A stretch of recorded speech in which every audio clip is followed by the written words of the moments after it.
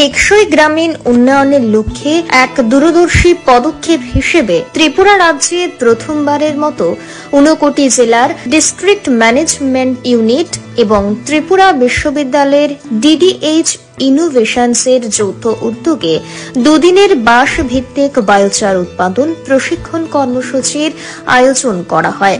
গত 16 এবং 17 জুলাই 2025 ইংরেজি তারিখে কৈলা শহরের 59 কলাক্ষেত্রে ত্রিপুরা স্কাটফার্ম প্রকল্পের অর্থায়নে দুদিন ব্যাপী প্রশিক্ষণটির আয়োজন করা হয়।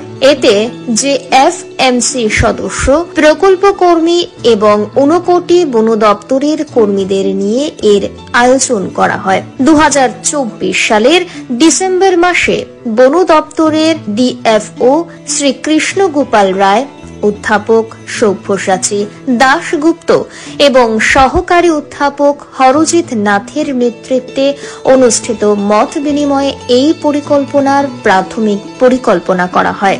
আর্থিক উন্নতির জন্য অকাট বনজ সম্পদের উপর মাঠ পর্যায়ে পরামর্শের জন্য অধ্যাপক সব্যসাচী দাশগুপ্ত এবং সহকারী অধ্যাপক হরজিৎ নাথকে আমন্ত্রণ জানিয়েছিলেন।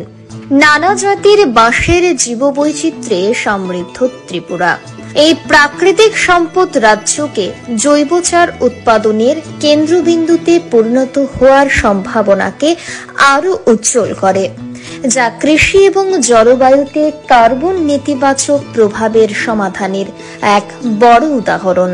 প্রযুক্তি ব্যবহার করে বাঁশের জৈব সারকে জৈবচারে রূপান্তরিত করা হয়, যা মাটিতে কার্বন আটকে রাখতে সহায়ক, মাটির স্বাস্থ্য আরও ভালো করে। প্রশিক্ষণটির উদ্বোধন করেন 59 জেলার জেলা পরিষদের মাননীয় সভাধিপতি অমলেন্দু দাস, যিনি এই কর্মশালায় অংশগ্রহণকারীদের উৎসাহব্যঞ্জক বক্তব্য দিয়েই অনুপ্রাণিত করেছিলেন।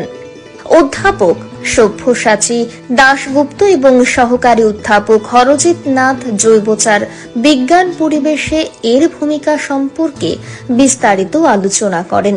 59 জেলার জলাইয়ের অন্তর্গত গৌরনগর রেঞ্জ অফিসে একটি হাতে কলমে চার তৈরির অনুষ্ঠিত হয়। অধ্যাপক হরজিৎ নাথের পেটেন্ট ডাবল ড্রাম ভাটি ইনোভেশনটির বিষয়ে প্রেজেন্টেশন দেন ডক্টর দীপঙ্কর দাস এবং ইঞ্জিনিয়ার দেবাশিস দাস। সকলের সামনে প্রদর্শন করেন দক্ষ, বিদ্যুৎ মুক্ত এবং গ্রামীণ পরিবারের জন্য, যা খুব আদর্শ। কর্মসূচির দ্বিতীয় দিনে অংশগ্রহণকারীরা উৎপাদিত বায়োচার গুঁড়ো করে কৃষিতে এর ব্যবহারের শিক্ষা নেন। মাটির উর্বরতা এবং ফসলের স্বাস্থ্যের উপর বায়োচারের প্রভাব প্রদর্শনের জন্য জলাই বিটির অধীনে একটি পাইলট প্লট তৈরি করা হয়েছিল।